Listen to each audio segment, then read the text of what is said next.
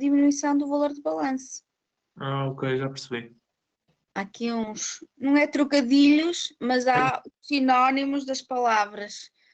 Convém começarem a dominar. Mais alguma questão? Alguém quer colocar alguma questão?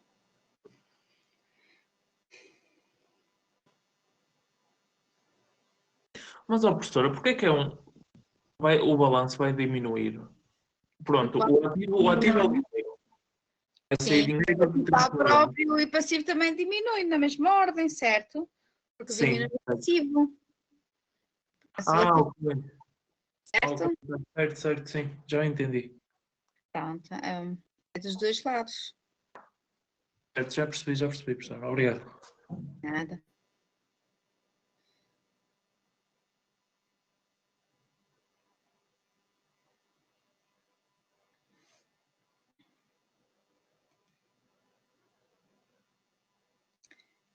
Então, vamos dar início então à nossa aula.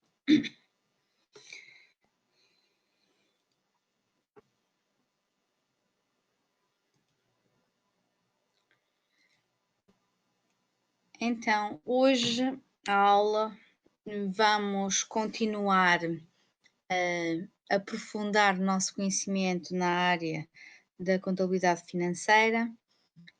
Portanto, ontem estivemos a falar da classe 1 relativamente aos meios financeiros líquidos, vimos como é que eles são mensurados, vimos qual é o significado de cada rúbrica ou de cada conta que aparece na classe 1 e vimos, ou eu tentei-vos dar já um cheirinho sobre como deve se comportar na empresa em termos de controle de gestão, não é? Vi algumas coisas, portanto, embora não seja alvo desta disciplina, acho que é sempre útil que vocês vejam não só o registro contabilístico, mas as implicações depois no controle do dinheiro numa empresa, porque é sempre importante controlar o dinheiro. Hoje vamos iniciar a dar a classe 3, a classe dos inventários e dos ativos biológicos. Esta classe representa, no fundo, o negócio da empresa. Portanto, nós já vimos no início do semestre que uma empresa comercial é aquela empresa que compra produtos e vende sem os transformar. Portanto, é uma empresa que compra e vende aquilo que nós na contabilidade chamamos mercadorias. Vimos também que uma empresa industrial é aquela empresa que compra matérias-primas, matérias subsidiárias e transforma-as num produto acabado e que depois vai vender. Portanto, também é faz parte da classe 3. E depois temos as empresas de prestação de serviços, que no fundo pode haver até uma mistura um pouquinho de venda de produtos, mas o que eles de facto fazem é a prestar um serviço que aqui não pode não estar diretamente envolvido, a não ser que venda simultaneamente com a prestação de serviços, produtos, não é? Se vocês pensarem na massagista, o serviço de massagem pode ser acompanhado com, sei lá, os óleos que às vezes eles deitam e que são muito perfumados e que às vezes vocês querem levar para casa para também fazer essas experiências em casa. Está bem? Portanto, a classe 3 é das classes mais importantes, então estamos no caminho de escalar o Everest da contabilidade financeira e é importante que todas estas aulas vocês estudem e acompanhem, porque a matéria só tem tendência para acumular e envolver-se e complicar. Portanto, a classe 3 de inventários e ativos biológicos é aquilo, ou é a classe onde estão incluídos os inventários. Os inventários dizem-se assim porque o SNC vem de alguma tradução das normas internacionais de contabilidade E os inventários em inglês se diz inventory, e por isso quem esteve à frente em Portugal para traduzir as normas internacionais de contabilidade ou enquadrar essas normas no sistema de normalização contabilística português, traduziu literalmente, é inventários. Inventários na língua portuguesa quer dizer lista, lista de coisas, lista do património. O termo que nós tínhamos era existências. E por isso, muitas vezes, vocês poderão eventualmente encontrar pessoas que se referem aos inventários como existências, está bem? Mas os inventários são aquilo que hoje, atualmente, se designa a classe 3, inventários de ativos biológicos. Portanto, o que é que são estas existências? São ativos que a empresa detém para vender ou detém para produzir e depois vender, e na forma de materiais consumíveis a serem aplicados no processo de produção ou na prestação de serviços. Integra também os ativos biológicos. E o que é que são os ativos biológicos? São os animais e plantas vivos, no âmbito da atividade agrícola, quer consumíveis no decurso do ciclo normal da atividade, quer de produção, quer de regeneração. Os produtos agrícolas colhidos são incluídos nas apropriadas contas de inventários. E, portanto, para falarmos de inventários e ativos biológicos, nós temos aqui duas normas. As normas dos inventários e a norma da agricultura. Portanto, a norma dos inventários vão ser as mercadorias ou matérias-primas, e aqui na agricultura vão ser os animais e as plantas. Quando se fala em plantas, fala-se, por exemplo, em árvores, não é? É uma planta. Por isso, a classe 3, nós encontramos este conjunto de contas, da 3.1 até à 3.9. Temos a 3.1 compras, em que é uma conta que vai refletir exatamente aquilo que diz, compras, mas não são todas as compras. Se está na classe 3, nós vamos nos referir a estas compras de inventários, está bem? Portanto, apesar da conta ser clara, na minha perspectiva, não é todas as compras da empresa. Quando nós falamos nesta conta 3.1 compras, estamos a falar de compras de inventários. Nós aqui na nossa OC não vamos propriamente desenvolver os ativos biológicos, embora sejam muito semelhantes em termos de registro, mas tem uma dinâmica diferente e, portanto, normalmente estas questões dos ativos biológicos são tratadas mais avançadas, em OCs mais avançadas. Temos então a 3.1 compras, a 3.2 mercadorias e, portanto, esta conta 3.2 mercadorias é aquela que vai ser utilizada essencialmente pelas empresas comerciais. Depois temos a 3.3, 3.4, 3.5 e 3.6, que são contas utilizadas mais especificamente pelas empresas industriais. Portanto, as empresas industriais têm o processo de transformação das matérias-primas em produtos acabados e que no processo dessa transformação podem surgir subprodutos, desperdícios, resíduos e refogos. Pode haver também produtos e trabalhos em curso, portanto, algo que ainda não terminou de ser concluído. E depois temos o 3.7 ativos biológicos, a 3.8 reclassificação e regularização de inventários e ativos biológicos e 3.9 adiantamento por conta de compras. Nós vamos abordar todas estas contas, talvez menos os ativos biológicos. O que é que podem ser os subprodutos? Eu não sei se vocês sabem qual é o processo de produção do vinho. Qual é a matéria-prima do vinho? É uva. A uva. Portanto, a matéria-prima são as uvas. O produto acabado, desculpem, o produto acabado é o vinho. E o subproduto?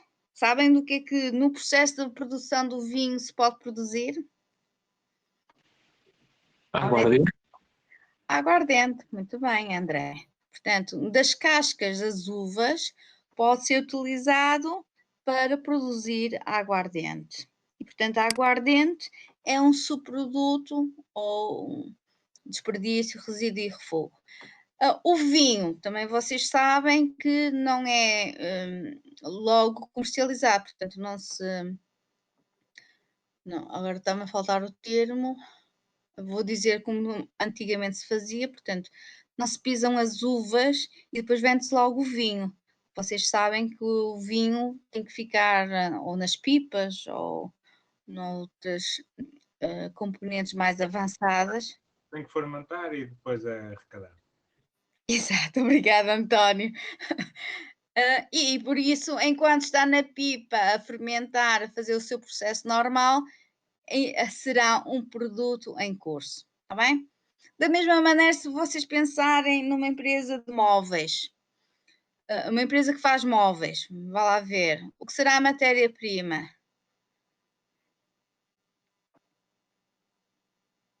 A madeira, as esponjas, os tecidos. A madeira, as esponjas, os tecidos, a madeira, não é? A madeira para fazer os móveis. O produto acabado intermédio, ou o produto acabado, o que é que pode ser? Os móveis. Os móveis, não é? As cadeiras, mesas, camas,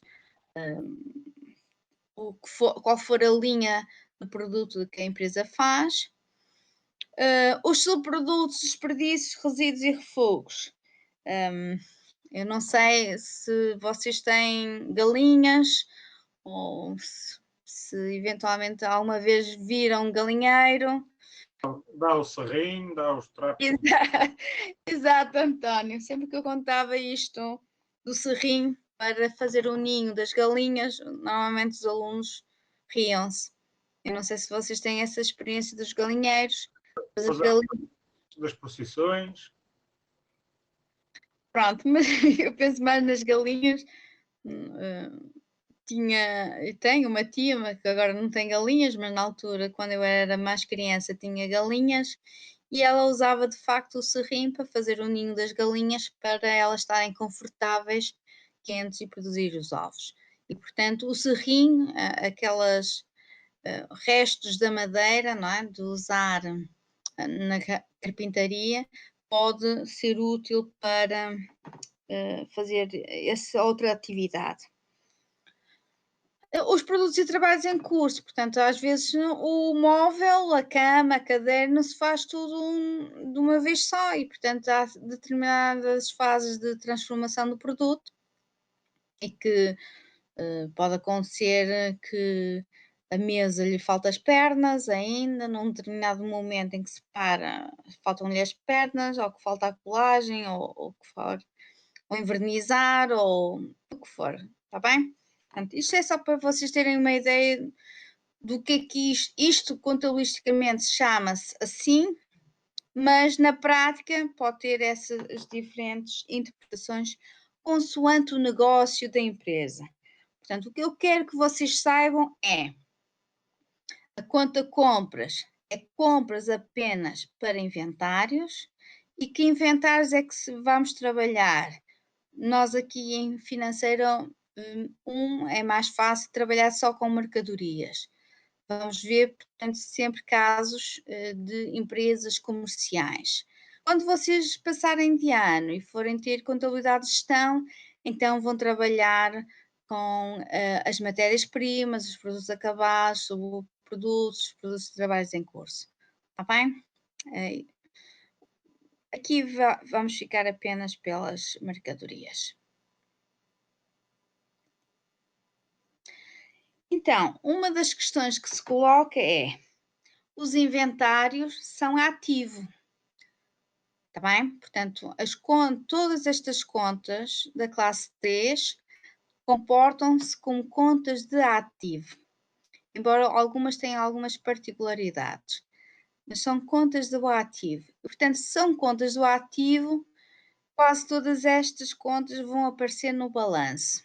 Digo quase todas porque a 3 não aparece no balanço. e vamos ver porquê.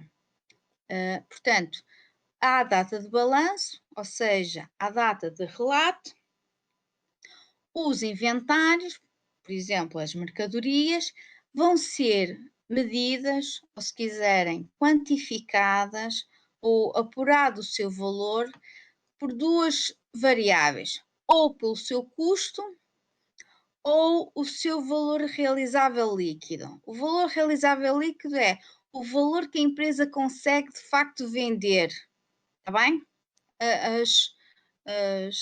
As mercadorias.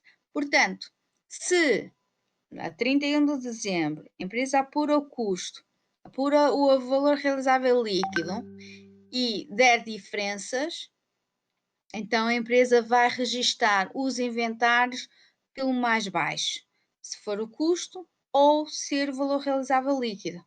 Portanto, os inventários, à data de balanço ou no balanço, aparecem pelo menor valor de entre o custo ou o valor realizável líquido. À data de aquisição, o que é que isto quer dizer? É quando nós compramos inventários, como é que nós vamos registar os inventários? Pelo seu custo, ou seja, pelo valor que nós pagamos para adquirir aquele produto.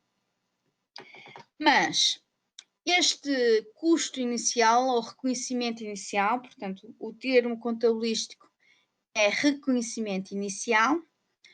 Portanto, como é que nós vamos pela primeira vez reconhecer o inventário? Vamos reconhecer as mercadorias pelo custo de compra. De custo de compra, o que é que faz parte deste custo de compra? Faz parte o preço que nós vamos pagar, faz parte eventuais direitos de importação que tínhamos que pagar para ter o produto na nossa empresa, sei lá, pode haver necessidade de importar produtos, existências, mercadorias de outros países, não é? Isso acontece muito na indústria automóvel, em que aqui em Portugal nós montamos automóveis, mas as peças são todas vindas de fora de Portugal, ou quase todas vindas de fora de Portugal. E pode haver encargos com essa importação ou impostos que eventualmente possamos ter que suportar, mas estes impostos, se não forem recuperáveis, está bem?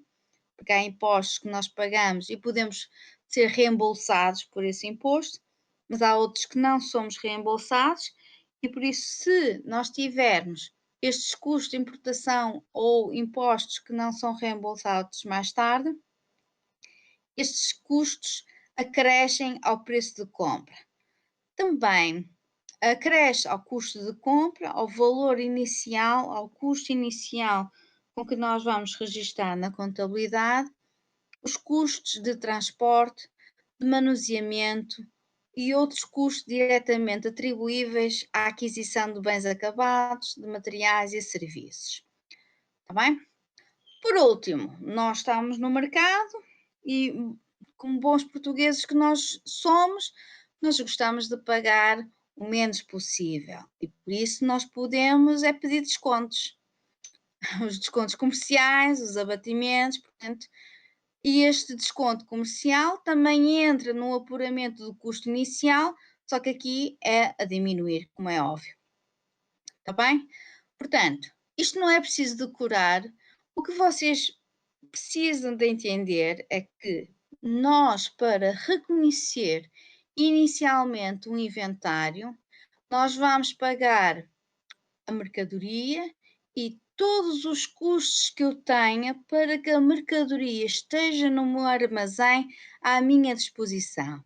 E para eu ter o bem no armazém à minha disposição, muitas vezes sou eu a pagar o transporte e por isso o transporte acresce ao valor do bem. Muitas vezes sou eu que tenho que pagar os seguros desse transporte e por isso, como diz respeito ao ato da compra da mercadoria para chegar à minha empresa no meu armazém, eu tenho que pagar. Então, estes custos acrescem ao valor inicial de compra. Se porventura o fornecedor nos permitir ou conceder descontos, portanto, significa que a mercadoria vai ficar mais barata e por isso nós vamos diminuir o valor dos descontos comerciais e os abatimentos. Está bem? Estes custos de conversão, nós não vamos falar propriamente aqui em contabilidade financeira, porque tem a ver com os custos diretamente relacionados com a atividade de produção, tais como a mão de obra direta. Por isso, vocês estão a ver que estes custos de conversão aplicam-se às empresas industriais. E já vos disse que nós aqui em financeira, vamos dar exemplos de empresas comerciais, que é mais simples. Quando vocês tiverem para o ano contabilidade de gestão 1, vão explorar estes custos de conversão. Mas para já faz parte do vosso conhecimento que do custo inicial para reconhecer os inventários fazem parte do custo de compra e saber o que é que faz parte deste custo de compra e pode haver também os custos de conversão. Pode haver outros custos que pode acontecer, mas estes outros custos que nós não mencionamos anteriormente somente são incluídos nos custos dos inventários até ao ponto em que sejam incorridos para os colocar no seu local na sua condição atuais. Reparem que eu dei-vos um exemplo, não aparece aqui propriamente o seguro transporte, que é o que normalmente se assiste, não é? O seguro é um custo que está diretamente envolvido com a compra, porque eu tenho que garantir que o transporte corre bem e, portanto, o produto chega à minha empresa em condições. E se aquilo que eu negociei com o fornecedor é que sou eu a pagar, se sou eu a pagar, isso acresce ao custo de compra do produto ou da existência. Está bem? O que é que fica fora do custo dos inventários? Quantias anormais de materiais desperdiçados, mão de obra ou de outros custos de produção, custos de armazenamento, a menos que esses custos sejam necessários ao processo de produção antes de uma nova fase de produção, os gastos gerais administrativos que não contribuam para colocar os inventários no seu local na sua condição atual. Portanto, o custo do salário do gestor, do manager da empresa não entra aqui no custo do inventário. Está bem? Não faz sentido. Embora eu trabalhe para que as mercadorias sejam compradas o mais competitivas possíveis, ou seja, ao mais baixo preço possível, o salário dele não entra no custo do inventário. Vai entrar depois nos custos gerais da empresa. Mas no custo de inventário só entram os custos da compra, não é? Os custos de conversão, estaremos a falar de empresas industriais.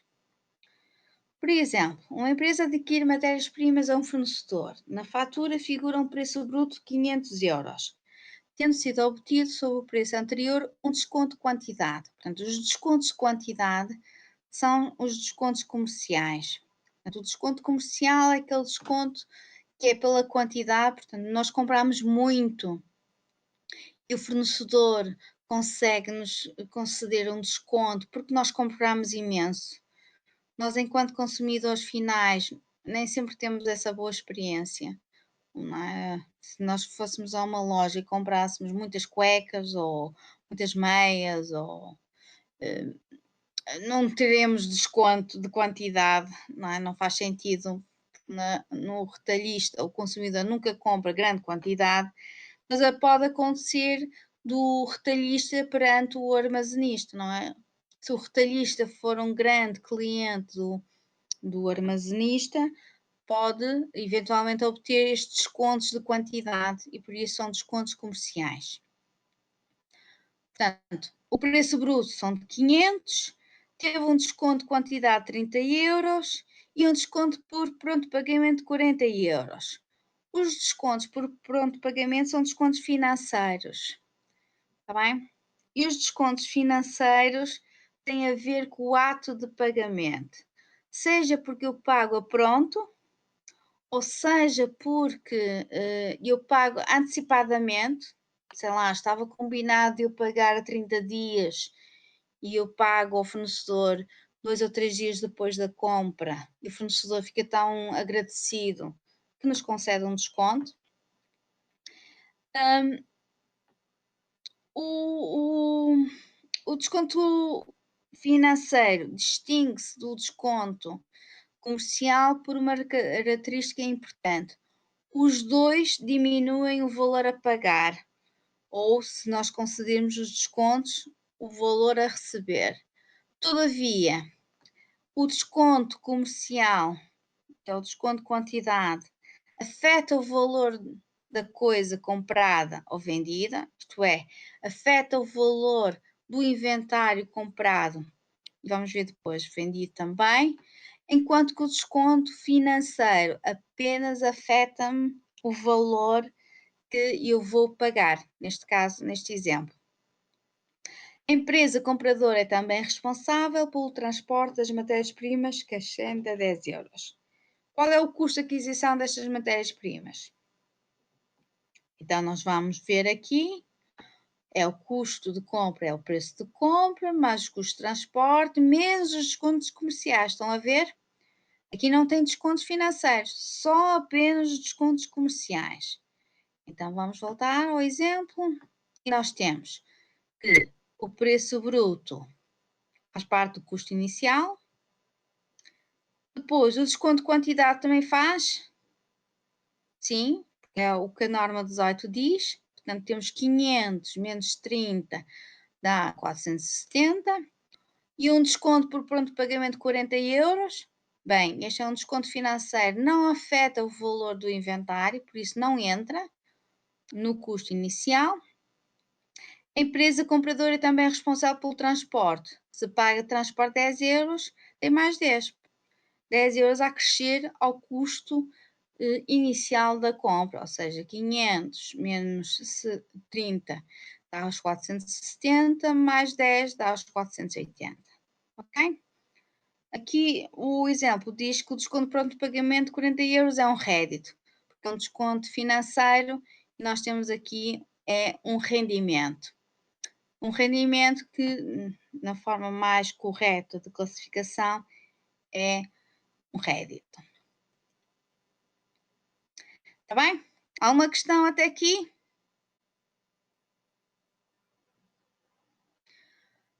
Então, vamos começar a ver as contas. Então, nós temos a primeira conta, a conta 31 compras, que é todas as compras, mas compras de inventários. Ou seja, registra-se na conta 31 compras o custo das aquisições de matérias-primas e de bens armazenáveis destinados ao consumo ou à venda. Se estão destinados ao consumo, são as matérias-primas, matérias subsidiárias. Se só estão destinados à venda, estamos a falar das mercadorias. Portanto, nós aqui vamos ver mais os exemplos de compras de mercadorias. Está bem? E por isso, nesta conta compras, nós vamos reconhecer também o valor da compra pelas despesas adicionais de compras e retirados os descontos comerciais. Ou seja, nós vamos registar na conta 31 compras as compras de inventários, aplicando o conceito de reconhecimento inicial, do custo inicial dos produtos. Portanto, eu vou comprar as mercadorias e por que valor vai ser esta compra? Vai ser o valor bruto da mercadoria, mais todas as despesas, menos os descontos que eu tiver, para que a mercadoria esteja no meu armazém à minha disposição. Quem diz mercadoria diz as matérias-primas, os ativos biológicos, por aí fora. Está bem? A conta 31 compras, portanto, 31 significa que é a primeira conta da classe 3, classe dos inventários, e tem aqui, portanto, nós vamos usar mais com frequência a 311, que é compra de mercadorias, e podemos ter aqui a 317 e a 318, que é exatamente como o nome da conta diz que trata. Isto é, se eu fizer devolução de compras, eu posso devolver compras. Que motivos é que me podem levar à devolução de compras? São capazes de enunciar? Escrevam lá no chat para eu ver. O que é que pode suscitar na empresa a necessidade de devolver compras?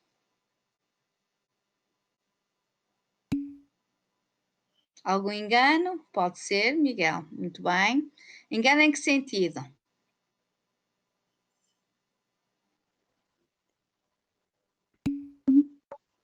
Troca de produtos, exatamente. O Miguel está a dizer que a empresa pode, por exemplo, dizer que quer comprar camisolas amarelas e o fornecedor envia só camisolas brancas. E, portanto, nós não queremos camisolas brancas. Como a Kátia diz, também pode haver defeitos do produto. É verdade. Se eu compro um produto que está cheio de buracos, eu não quero esse produto para oferecer, para vender ao meu cliente. Um produto estragado, sim, estragado, pode ser, defeito do produto. Pode haver, por exemplo, que o fornecedor tenha acordado connosco um determinado preço e depois na fatura vem um valor diferente e o fornecedor não aceita retificar a fatura, então nós podemos devolver também, embora sejam as situações menos frequentes. O mais frequente é haver algum engano ou a mercadoria não corresponder à exigência de qualidade que nós queremos. Está bem? Portanto, nós não vamos comprar tudo aquilo que o fornecedor nos envia. Nós vamos negociar com ele o que queremos comprar, qual é a qualidade que queremos comprar e qual é o preço que vamos pagar. E por isso, às vezes, isso vem trocado. Está bem? Portanto, no caso das compras, esta compra pode, e vocês vão ver que nas empresas se decompõe imenso, porque, reparem, a classe 3 representa um negócio da empresa e há certos impostos, certa informação que é importante controlar e identificar. Tem aqui o exemplo ao lado. Eu posso comprar mercadorias, mas eu posso querer saber de onde é que vêm estas mercadorias, onde é que estão os nossos fornecedores. No mercado nacional, portanto, são de Portugal, nós compramos a fornecedores portugueses, nós compramos a países comunitários, ou seja, o nosso fornecedor faz parte da União Europeia, ou a países terceiros. Quem são estes países terceiros? São países fora da União Europeia. E isto tem implicações depois, vamos ver, em termos do IVA, é o Imposto sobre o Valor Acrescentado. Consoante a nossa compra vir de um fornecedor nacional, da União Europeia ou fora da União Europeia, consoante o valor do IVA a efetuar, está bem? A pagar ou a receber. E então temos estas, podemos decompor para estes produtos.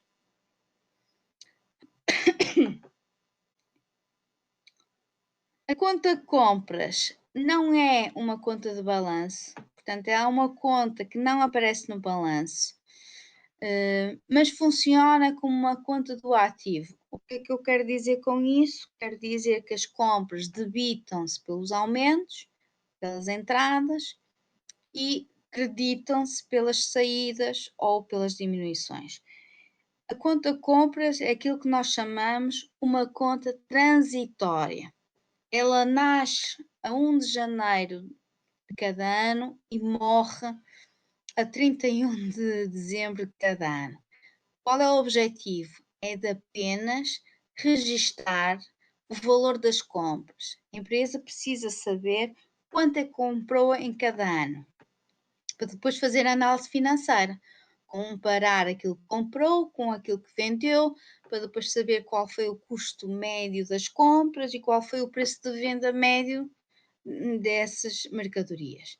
Portanto, há toda uma informação que é importante de ter e por isso se separa a conta 3.1 compras. Eu já vos disse que a conta 3.2 mercadorias é aquilo que representa o armazém na vida real.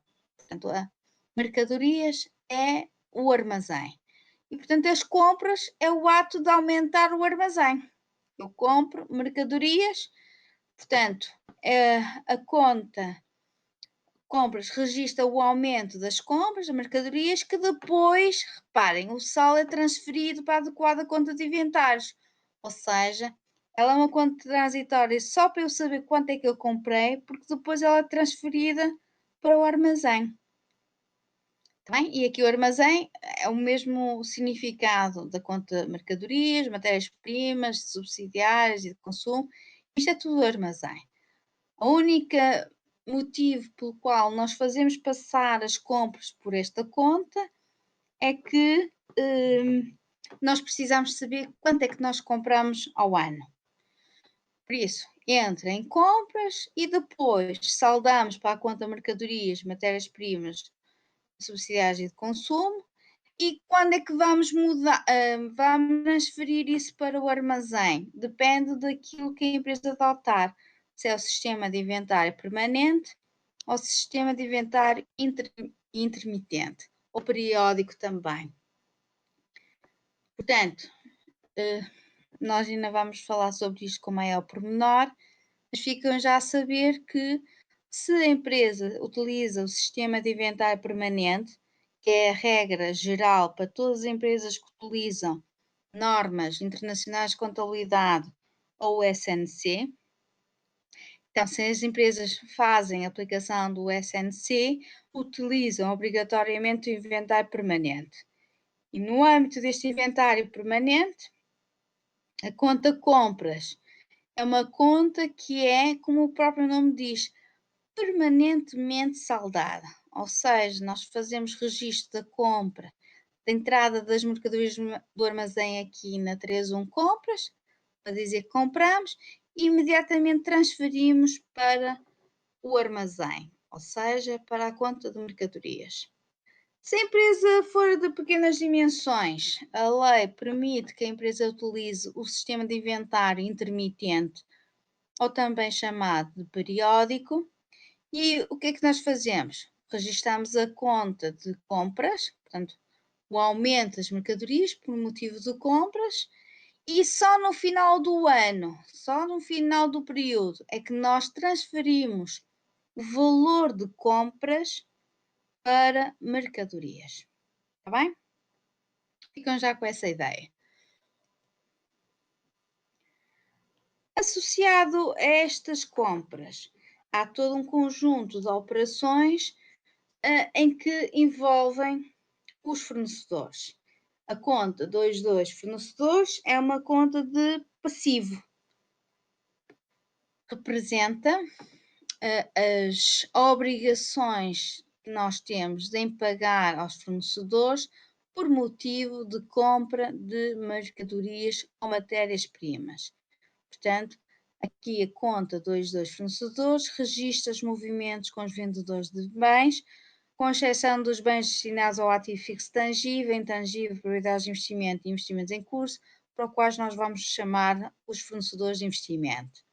Portanto, a conta 22 fornecedores é aquela pessoa que nos vende mercadorias, matérias-primas. Está bem? Se nos vender equipamento, já não vai para a conta 22 fornecedores, mas sim a 271 fornecedores de investimento.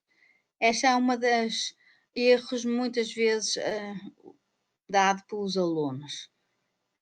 Fornecedores são todos, mas contabilisticamente há que separar aqueles que nos vendem as mercadorias ou as matérias-primas a prazo ou a crédito e por isso nós ficamos a dever. Isto é uma conta de passivo. E há aqueles que nos vendem equipamento, bens, que ficam na empresa por um período superior a um ano e, como tal, serão mais fornecedores de investimento. Também pode registar os movimentos com os vendedores de serviços, prestação de serviços relacionados com a atividade principal da empresa e enquadra-se na definição de passivo financeiro. Portanto, ele é um passivo financeiro porque é passivo porque é uma obrigação, é financeiro porque a forma mais habitual de liquidar esta obrigação é entregando dinheiro e por isso se chama passivo financeiro. Por isso, temos aqui a conta de fornecedores representada em T, conta a fornecedores representa obrigações é passivo e, por isso, acredita-se pelo saldo inicial e pelas faturas de fornecedores. O que é que isto quer dizer? Portanto, a fatura é o documento que comprova a compra de mercadorias, matérias-primas, está bem? Vamos debitar pelos pagamentos, isto é, quando nós pagamos a dívida, e portanto vamos debitar. Depois pode haver situações em que nós vamos devolver compras, e ao devolver compras nós não vamos pagar pelo valor daquilo que devolvemos, e por isso a dívida ao fornecedor diminui, por isso debita-se. Pode haver também situações de retificação dos valores que constam na fatura inicial, originando notas de débito ou notas de crédito. Consoante se notas de débito, se vamos reforçar o aumento do valor da dívida, ou nota de crédito, se vamos reforçar ou diminuir o valor das obrigações. São capazes de dar um exemplo em que possa acontecer aqui uma nota de débito, em que o fornecedor vem retificar o valor inicial, além do esquecimento, isso às vezes também acontece. Algum exemplo que vocês possam imaginar? Eu recebo a fatura e depois o fornecedor mata esta notinha a dizer: afinal ainda me deves mais por causa de, por exemplo,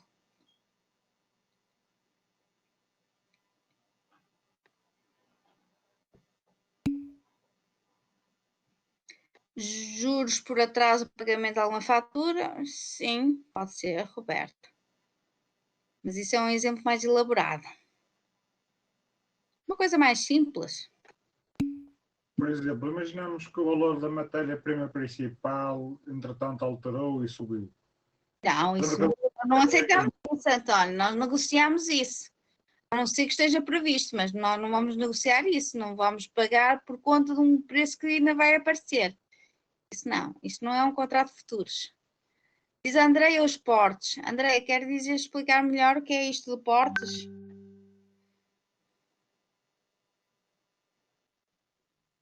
É o valor do transporte de mercadoria.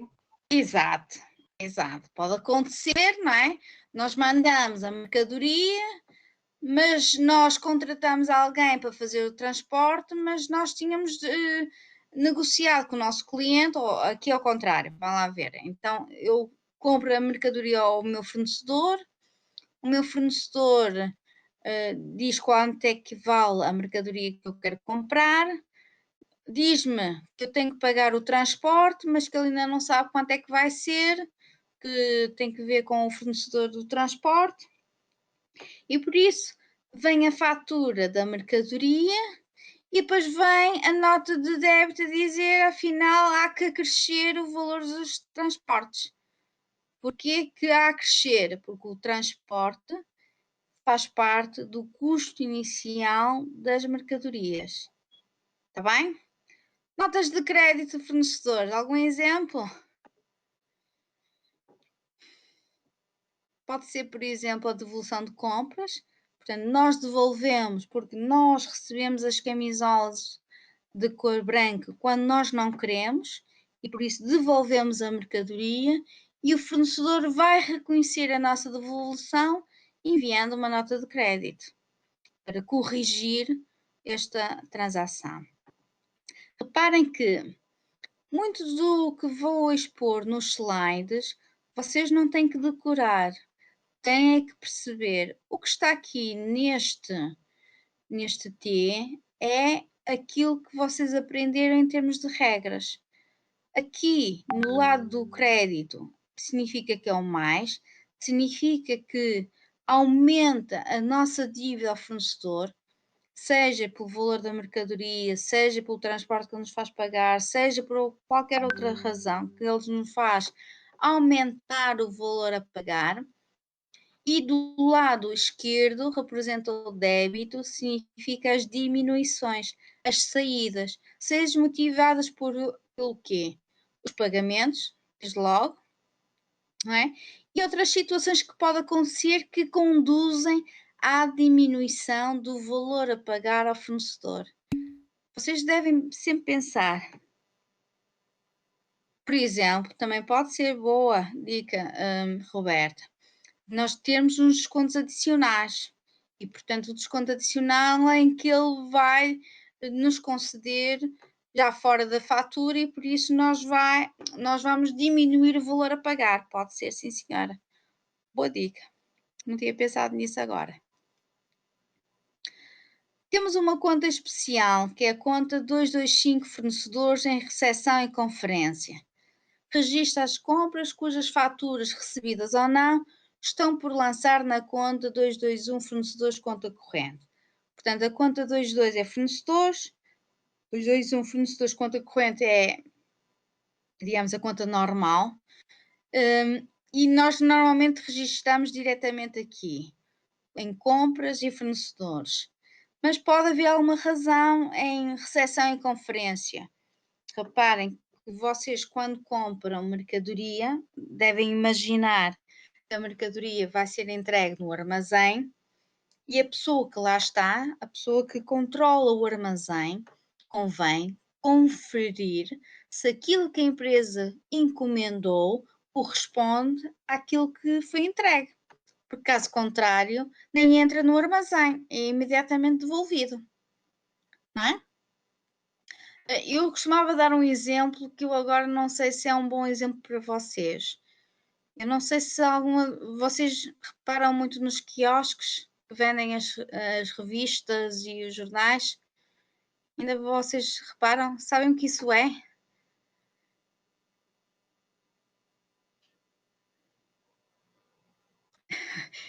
Não?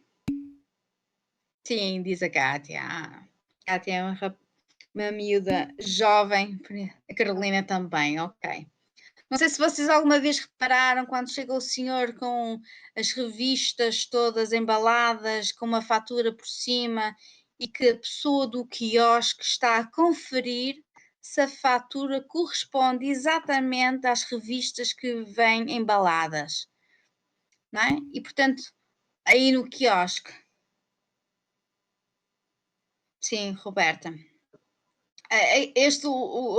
A questão do quiosque é uma coisa simples, não é? Praticamente o funcionário do quiosque imediatamente confere se aquilo que aparece na fatura corresponde àquilo que foi que é entregue e de alguma maneira que é aquilo que o quiosque quer.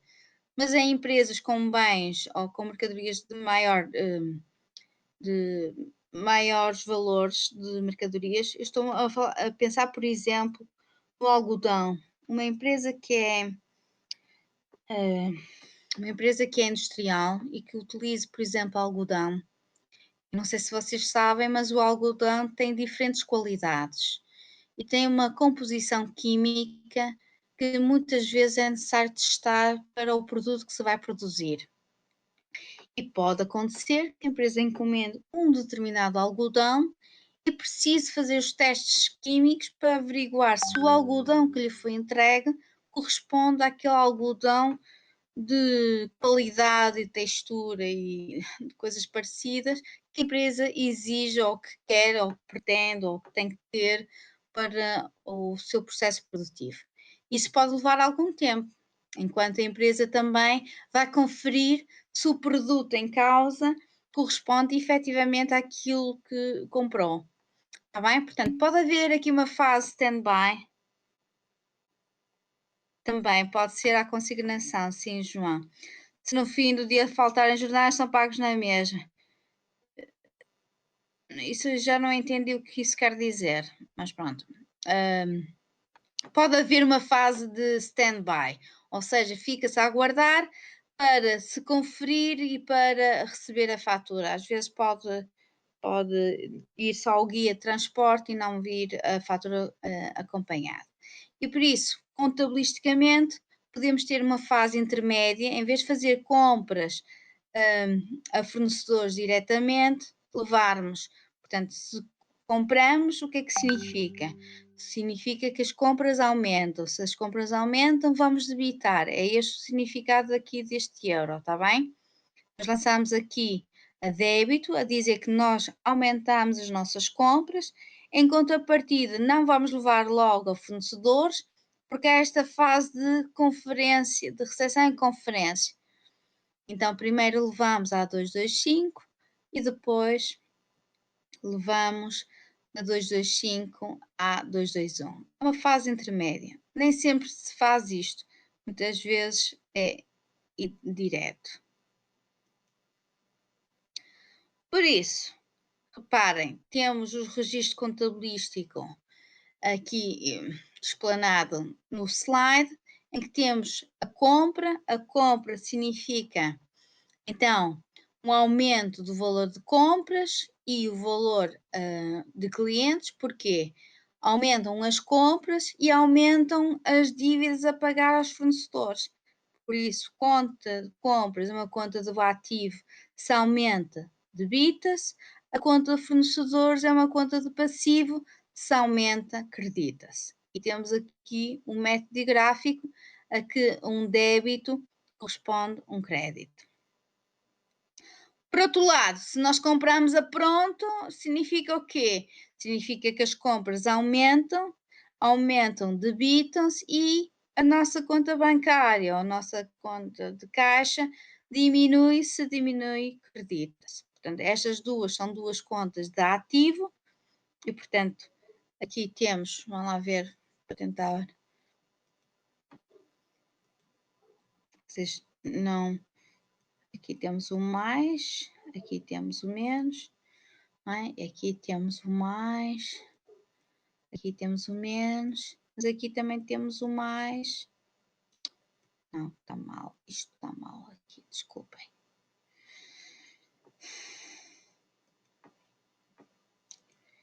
Temos aqui o menos, aqui o mais, aqui o mais, e aqui o menos, aqui o mais e aqui o menos. Tá bem? Portanto, isto é passivo. E, não consigo fazer a bolinha. Tem que ser desenhado. Portanto, fazer assim, um P. Isto é passivo. E por isso, portanto, reparem que eu tenho isto no slide, mas vocês não precisam saber isto de cor. Apenas precisam entender qual é o processo, o que é que acontece na empresa. A empresa aumenta as compras, é uma conta de ativo, debita-se. Se nós compramos a prazo, significa que não pagamos logo, temos um prazo para pagar, portanto, nós, paralelamente à compra, nós temos um aumento das dívidas. Se aumento das dívidas, vamos acreditar aqui. Se por outro lado eu comprei o pronto, então as compras aumentam e debitam-se, mas com uma conta de caixa e de posse à ordem, também é uma conta de ativo, uma vez que eu entrego dinheiro ou conta bancária, eu vou acreditar. Se vierem despesas adicionais de compra fora deste momento, portanto, quando eu registro a compra, tenho esta fatura e a fatura já pode vir tudo discriminado, o transporte, os descontos comerciais, tudo, ou pode vir depois. E se vier depois, vem aquela notinha a dizer que o valor de compra aumenta e por isso aumenta o valor a pagar ao fornecedor, ou então, se nós devolvermos as compras, sim, se devolvermos compras, significa que as compras diminuem. Reparem, aqui a 317 é subconta desta. Se diminui, vamos creditar aqui e vamos diminuir o valor do fornecedor. Porque nós não vamos pagar por algo que estamos a devolver.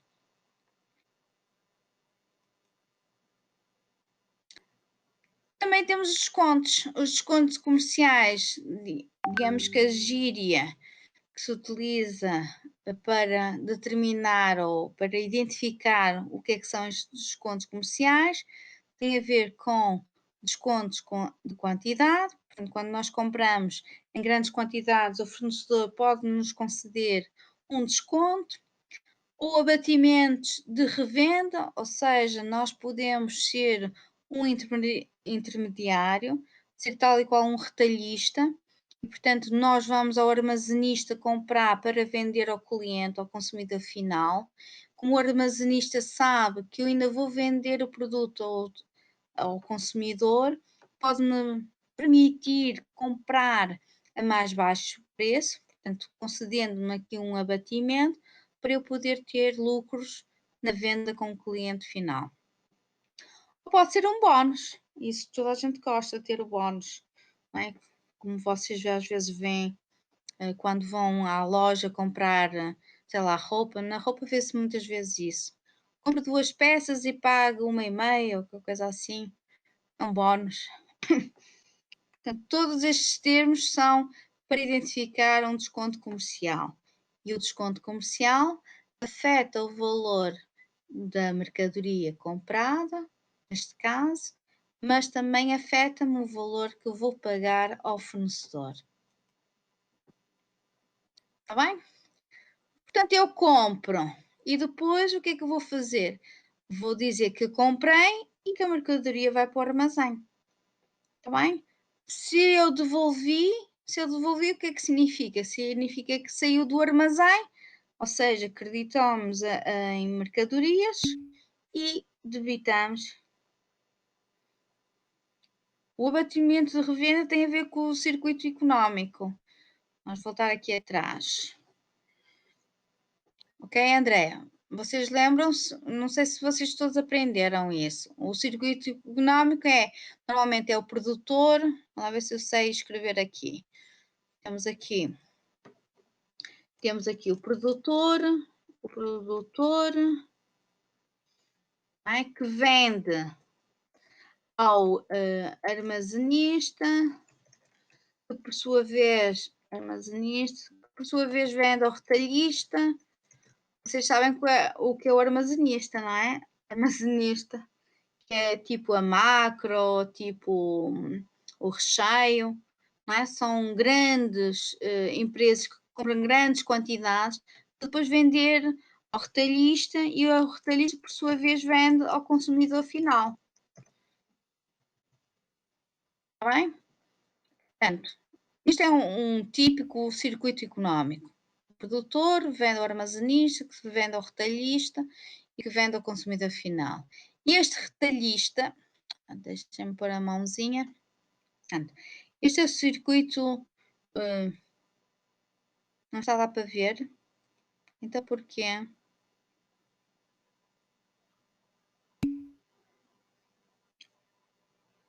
Ok. Obrigada, André, então, pela chamada de atenção. Por vezes avançasse a parte do retalhista, o que é que quer dizer, Ruben? Não estou a entender. Pode ligar o microfone e falar. Está a ouvir, senhora? Sim. Se pode-se passar do armazenista logo para o consumidor final?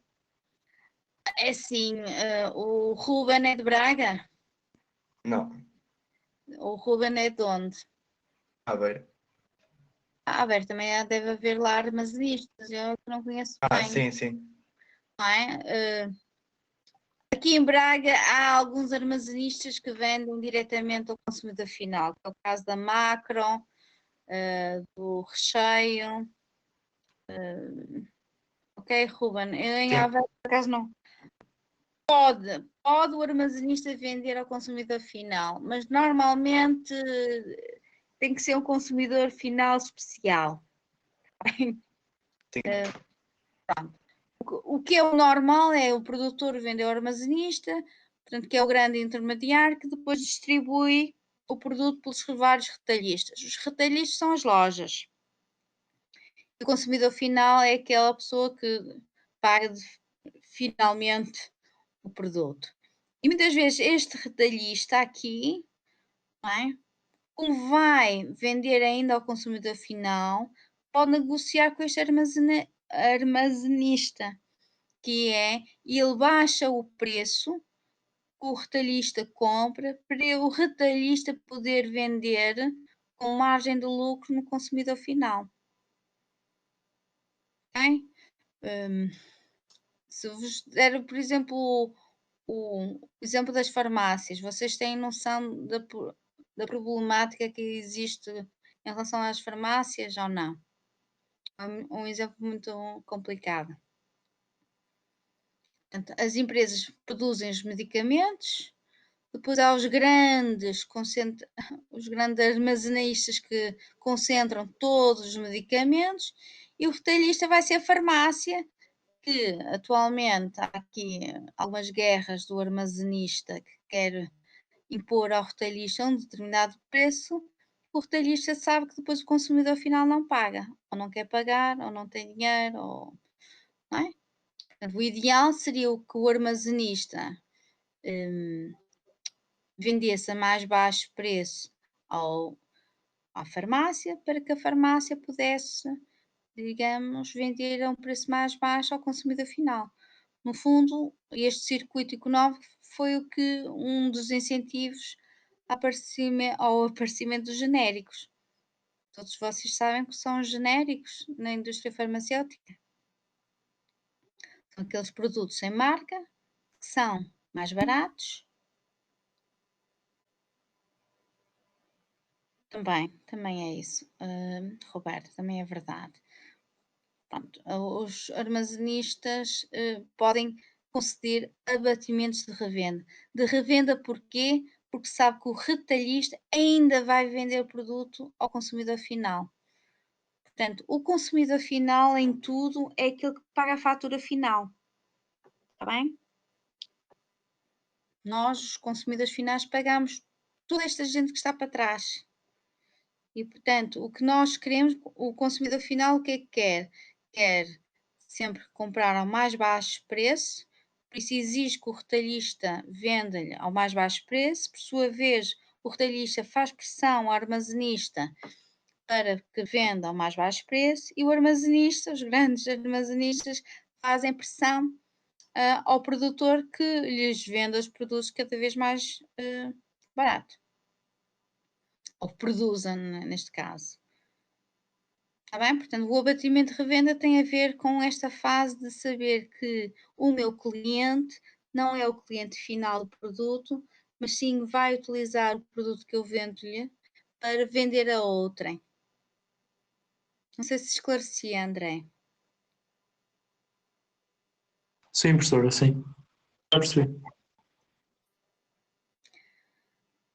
Portanto, estava eu a dizer então, comprei e agora vou transferir para o armazém. Transfiro de compras para mercadorias ou se eventualmente eu devolver, sai de mercadorias como evolução de compras ou descontos e abatimentos.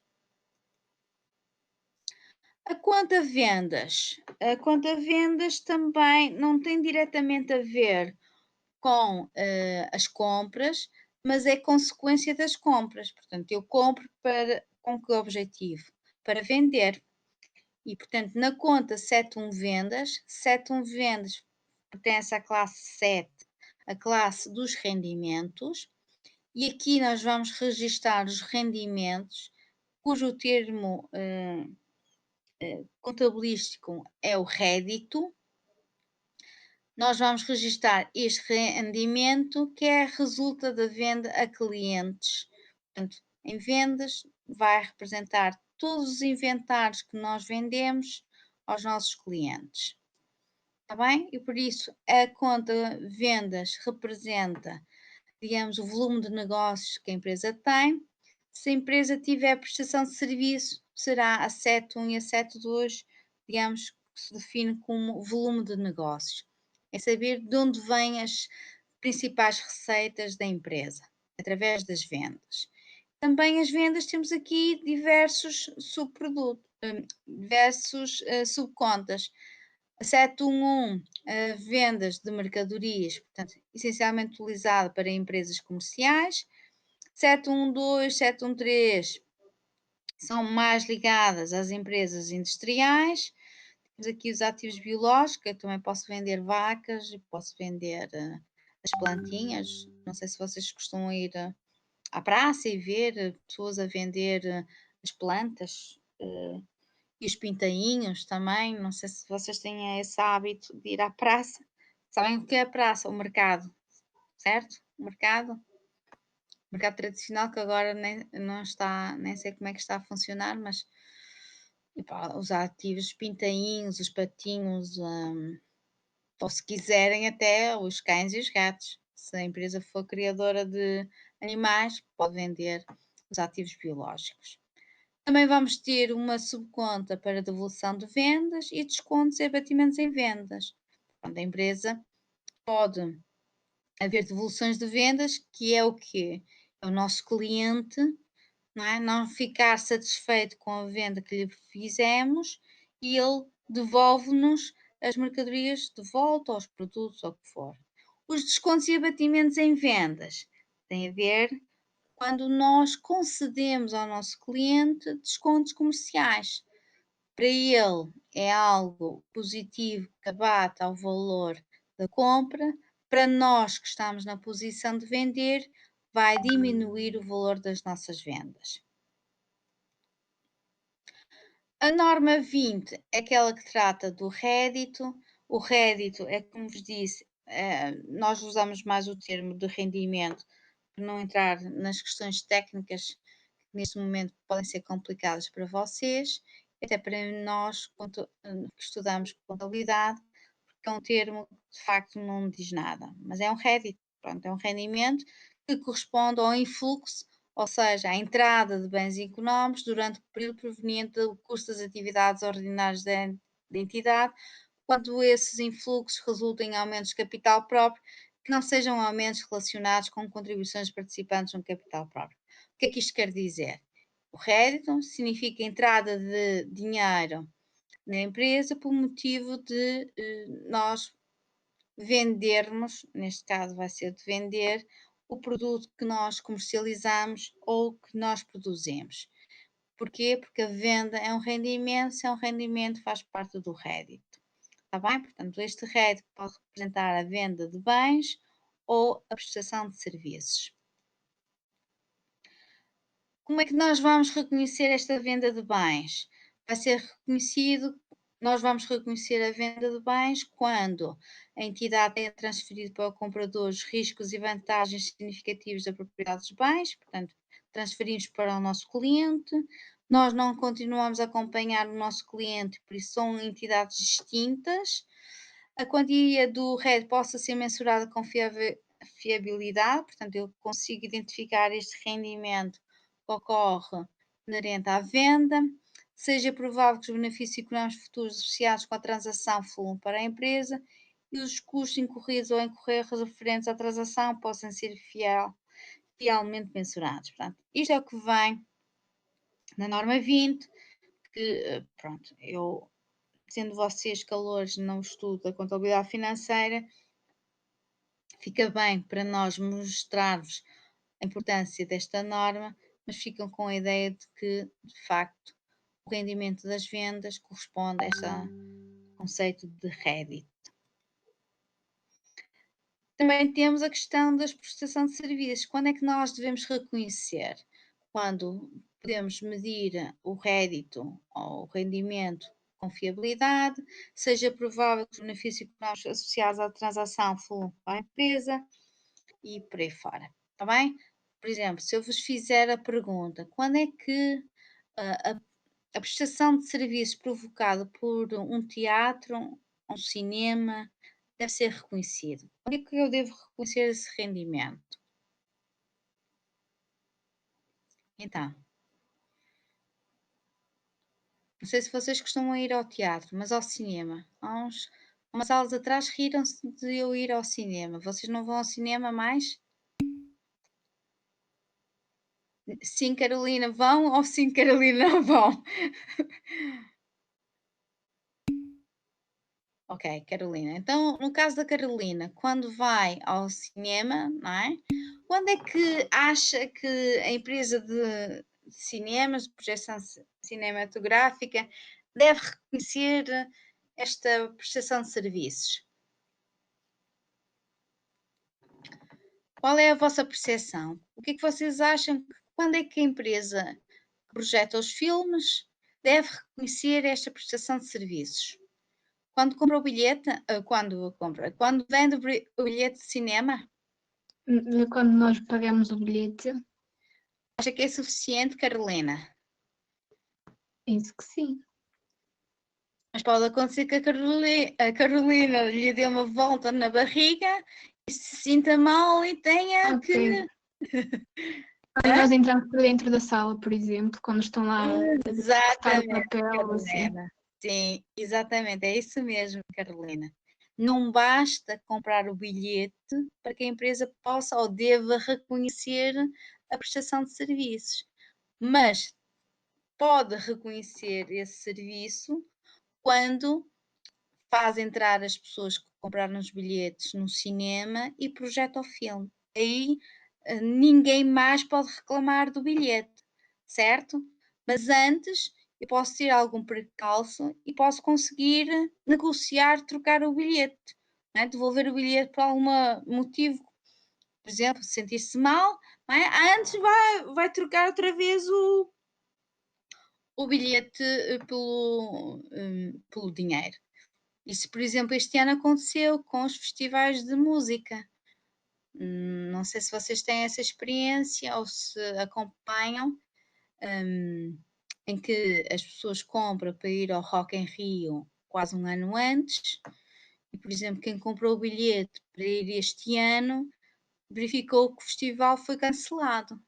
E se o festival foi cancelado, a empresa que organiza o festival nunca poderá reconhecer este rendimento, não é? Qual foi a forma de que o festival resolveu ultrapassar isso? Foi tentando projetar o direito de assistir ao festival em 2021, certo? Pronto, mas isto são questões mais complicadas, que eu nesta fase só gostaria que vocês soubessem que o rendimento proveniente da venda e da prestação de serviços está associado à norma 20 do rédito. Está bem? Nós não vamos fazer este exemplo. Por isso, se nós vendemos a quem? Aos nossos clientes. Quem são estes clientes? São aquelas pessoas que nos compram as mercadorias, os produtos, os serviços. Portanto, quanto a clientes, acho que vocês já sabem, sem dúvidas, que se trata de uma conta do ativo, em que ela é debitada. Vamos ver outra vez, a ver se não faço asneiras. Portanto, ela é debitada aqui pelos aumentos e creditada pelas diminuições. O que é que pode aumentar o valor de clientes? Quando eu vendo a prazo, quando eu vendo a crédito, não é? Eu posso. Quando é que eu acredito? Quando o cliente paga, quando há situações em que eu possa ter que corrigir o valor da dívida do cliente, por exemplo, ele devolve a mercadoria, por isso ele diminui a dívida que nos deve e outras situações que tais, está bem? Do lado da venda, então nós temos o rédito da venda, ou seja, reparem, eu outra vez, está aqui muitos T's, vocês não têm que decorar absolutamente nada disto, só têm que interpretar a realidade. Se eu vendo, o que é que significa? Significa que há um rendimento a que nós chamamos vendas. Se é uma conta de rendimentos, vocês já sabem, ou eu espero que saibam, sem dúvidas, que estas contas creditam sempre e que se eu vendo a quem? Eu vendo a clientes ou eu recebo a pronto pagamento e estas contas são contas de ativo em que aqui o débito, que significa os aumentos, e aqui o crédito, as diminuições. Portanto, se eu vendo, eu credito, contrapartida de um débito de clientes ou depósito da ordem. Está bem? Nós também temos feito isto pelo custo das mercadorias vendidas. Se estão lembrados, eu chamei o custo aqui o preço do custo. A ver aqui. Eu posso chamar nós no exercício passado,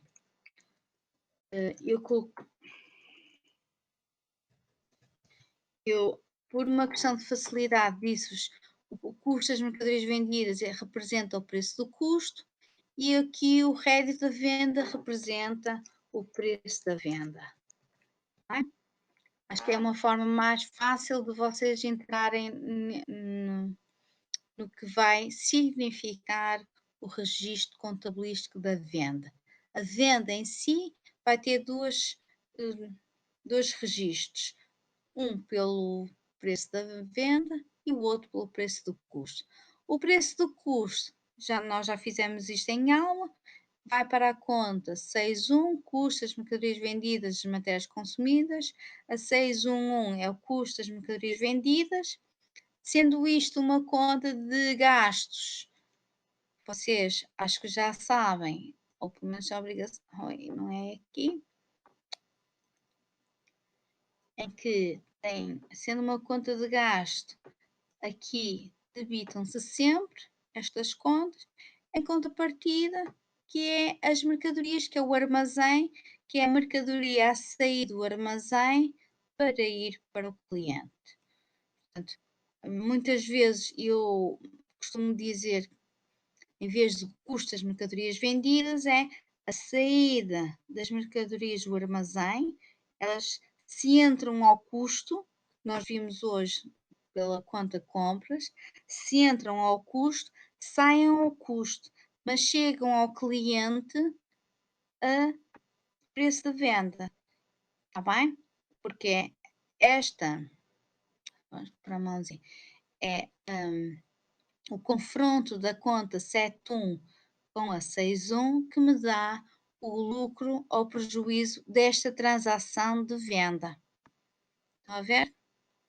Portanto, sempre que houver uma venda, há dois registros a efetuar. Um pela venda propriamente dita, que é registado pelo preço de venda, e o outro que representa a diminuição de estoque que temos no armazém, que é o custo desta venda. Quanto é que me custou esta mercadoria que acabei agora de vender?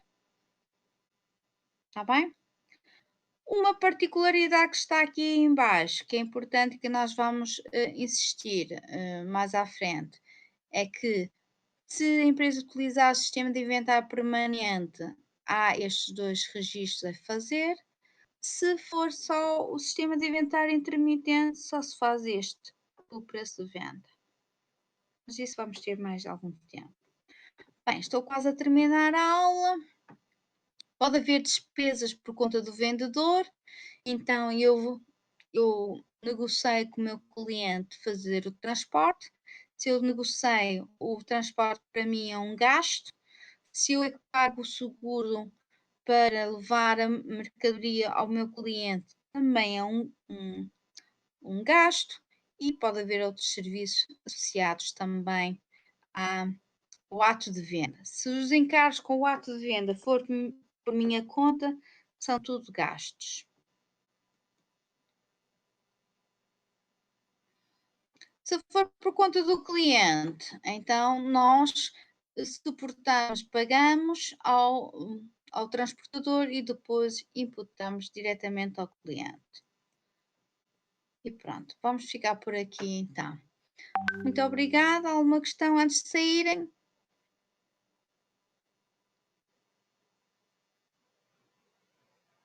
Vamos ficar aqui. Um slide, mais ou menos. Ok, Carolina. Pronto, ficamos aqui então. Bom fim de semana, até a semana, que é a última semana antes da vossa primeira semana de avaliação. Fiquem bem, protejam-se, está bem? Bom fim de semana.